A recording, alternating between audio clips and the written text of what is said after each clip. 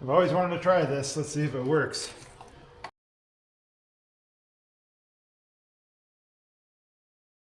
It's definitely not going to. As you can see, the bag's shrinking as it goes. And that's eventually, I'm just going to take it out.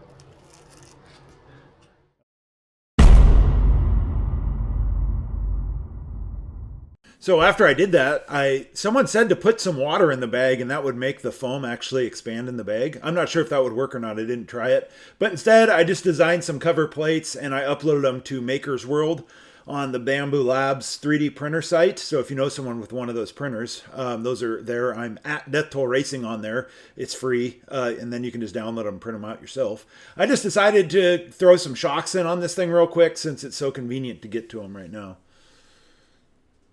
And now I'm going to change the starter out on it as well. I'm just going to remove it for now, and we'll put a new starter in it before we get going. If you can hear some rumbling in the shop, I have Canadian geese that nest down here, and it's something I get to deal with in the springtime. It's pretty terrible sounding. Now our next project is I'm going to replace the side cover with an aluminum piece, which I've never done on one of these rotary pump, electronic rotary pump engines. And you have to grind the bracket quite a bit on the injection pump bracket, which I don't really like. I wish they would redesign those a little better. I knew you had to grind the bracket. I didn't realize how much you had to grind the bracket. You have to get in there quite a ways. And while I'm doing that, we're going to do a quick rattle can makeover on the side of the thing. So I'll degrease the side of the engine and paint it up. So that's one problem with it when you have one of these engines that doesn't leak a lot, is they rust like crazy. So the block was pretty rusty on this thing because it wasn't a particularly leaky engine. At least back here, the front cover definitely had a leak at one point, but they just changed out this injection pump on this engine before I bought the truck. So it's only been on there for about a year or so. So everything up front was fairly new, but we're going to freshen it up anyway. This computer, I actually ended up having to swap that out because I got an oddball 2001, which was half 2001 and half 2002, and they had adapters on their own harness. So the harness I bought for this engine ended up not working. We'll get into that a little later.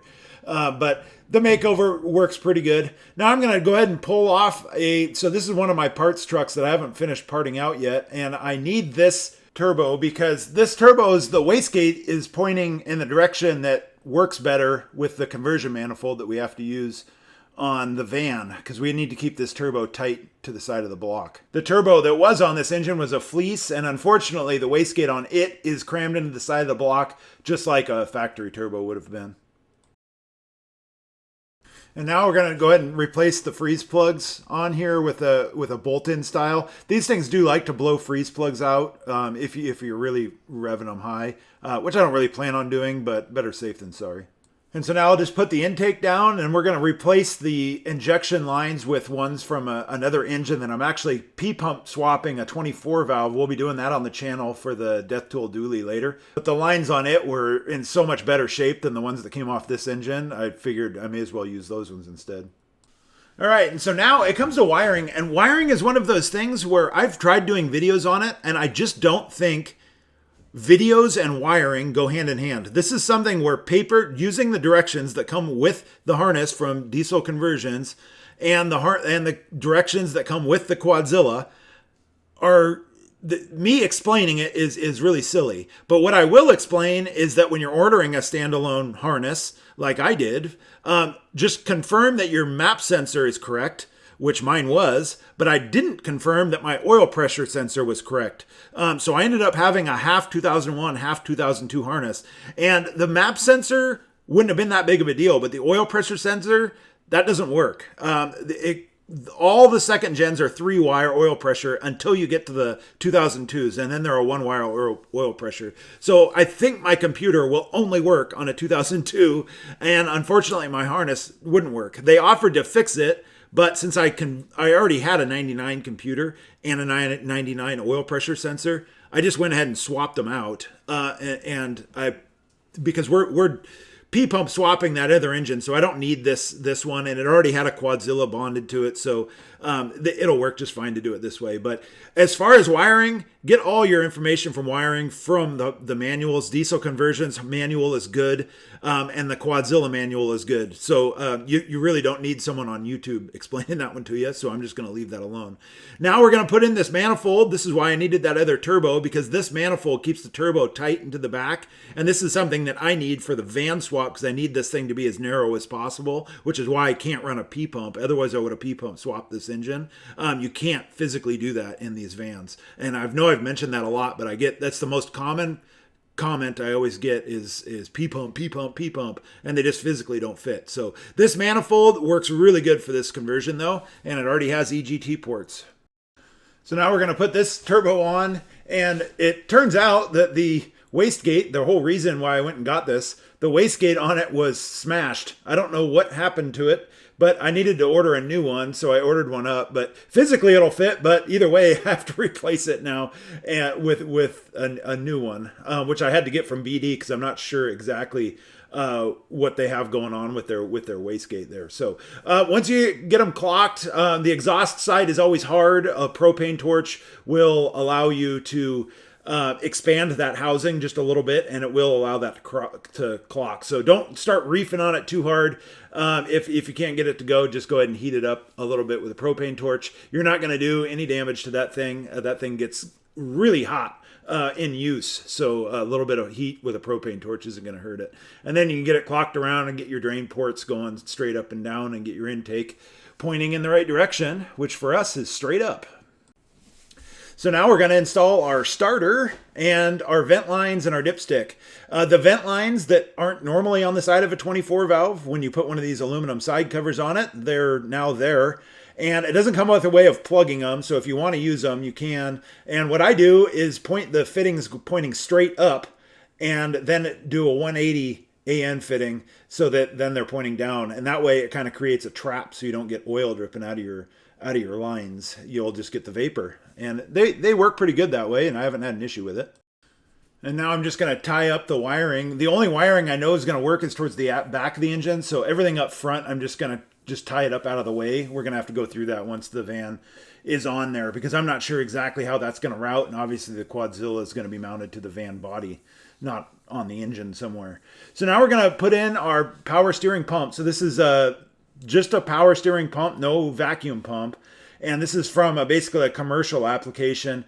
And I did this on the RV as well, and I was going to try to make a standalone video, and I remember now why I didn't. It's because the two processes are so spread apart. You put the pump on now, and then, in a month or whenever I get to actually plumbing up the rest of the system, it's when we'll make the rest of our lines. So with the Hydro Boost and everything. So unfortunately, it's not just a remove and replace swap, and the housings are machined really weird for the upper stud, and you have to make your own stud for it. The factory bolts that you took off the other one don't work. All right, guys, so once you have it installed, you just have to make your stud. Then you're gonna have to custom grind in a washer and get your nut on. You just want to make sure that nut is sitting flat. They're fairly poorly machined right there, and I don't know why. This is a different brand than I used the last time, and they're both the same way. Both of which had to use a custom washer. It is what it is. I don't know why they machine them like that. Now, this is your high pressure, this is your low pressure. So our system is quite a bit smaller than the fittings that come with this. So I believe that's -10, but we're going to use -6. Everything we're doing is all the -6 stuff, so 3/8. That's what the Hydro Boost system works. So this is what they call an ORB, so it's O-ring boss, so there's no ring on there. This is just an Evil Energy 20 millimeter 1.5 fitting. I'll put this in the description below. This has to be this big. You need to have as much flow going into this pump as possible, because your return line is going into your reservoir and it has to go back into the pump. I tried running a smaller one on the RV project, and unfortunately it was too small and the pump cavitated, and I had to then upsize it. So what we do for a reservoir, so I had to upsize that as well. I ended up using this one. So I found this is from a Freightliner. It has a filter in it. It's a power steering reservoir. It's what it's meant for. It has a filter inside. This is your output. That's your return line. So our return lines, one from the Hydro Boost, one from the power steering, that has to get teed and go into this, which is obviously way oversized for our system. So the alternators on these are computer controlled, and it's not the engine computer, it's the body computer that does it. So I'm going to swap it out with just a one wire unit. Now I'm going to remove our tensioner. We actually have to change that out. And I'm going to install a killer dowel pin cover retainer, just in case. These 24 valves don't really have as much of an issue with that as a P-pump would, but it technically could fall out still, but these pumps spin so much smoother than the P-pumps and so much easier to turn. They don't work that timing case nearly as much as the P-pump versions do. So those pins tend to stay in the 24 valves, but it still could potentially fall out. So now I'm just going to reinstall our front cover, and we're going to drive a new seal in. And one thing you're going to see me do when I drive this seal in, I have the nice tool that does it, but you'll notice that the cover actually kind of pushes in. So just tapping on the cover with just a little nylon hammer or something real light, that'll get it to relieve the stress. That way when you take your driver off there, the cover doesn't rebound and you have a crooked seal, because it kind of pushes in on the top, and obviously the bottom's quite a bit more rigid. So now I'm just going to install my fluid dampener back. So it's a used fluid dampener. It doesn't look super pretty, but there's nothing really wrong with it, and it's going to work just fine. Now once you get those torqued in, if you put your turner in on your transmission adapter, that actually keeps the engine from spinning. You could do that also for your injection pump there, but the injection pump bolt actually isn't very tight. So those you can usually get away with not doing it that way. But the balancer, that's a different story. You need to put that in there. So I put a new water pump on, and then we're also going to convert it to the non-AC tensioner. I'll put a link in the description below for that and the belt that you need to do it, and that's how you'd route it there. That way you don't have to run the dummy pulley, which is what everyone does, the little fake tensioner, or the fake AC compressor, which is intended to be temporary, so you're not really supposed to run those permanent. If you want to do it permanent without AC, do it that way. Now I'm just running return lines. The return lines, instead of using that steel line that tees back on the back side of the head there, I'm just running 2 half-inch lines down to a Y, and we'll run it back that way, since I'm going to be making my own return lines anyway. We'll just do it that way. Now I'm just putting in the oil drain for the turbo. I'm doing this one. There's a drain just below it back here. I did not do the RV this way. I just ran it up to the front hole since I didn't have the right plug for it. And it doesn't look very professional, and I really need to redo it. It's not leaking or anything, but if I ever have to service that, I'll definitely be fixing that, or maybe even next time I change the oil, when I have the oil filter off, I'll fix it and actually put it back where it should be, so it looks like that. That looks a lot nicer, and a lot less areas for failure than the way I did it on the RV project. So to get that old drain tube out, usually if you just rotate them a little bit, they'll come out by hand. This one was in there pretty good, but usually it's disturbing how easy those come out of there, and then you have to knock your new freeze plug in. Next episode out, we're actually going to start some fab. So I'm taking out the cross member here, and we're going to start by building the new cross member for it, and we're actually going to level the engine out a little bit more than the factory has them in the frame. And this is going to make it so that when you look from underneath, there's no transmission or cross member or transfer case hanging down. It's all going to be up inside the frame and underneath the van body. So that'll be pretty cool. So hopefully we'll see you on the next episode when we get this fab underway, and we'll actually get this body dropped back on it. Oh, and I forgot my sales pitch for the merch store. Check out the merch store. I know everyone's probably getting really sick of it, because I know every channel I see now, they have their own merch. And the reason for it is because ad rates alone are dropping. And I believe that's because of AI, and it's only going to get worse from here. The entire market is just getting saturated with the AI stuff.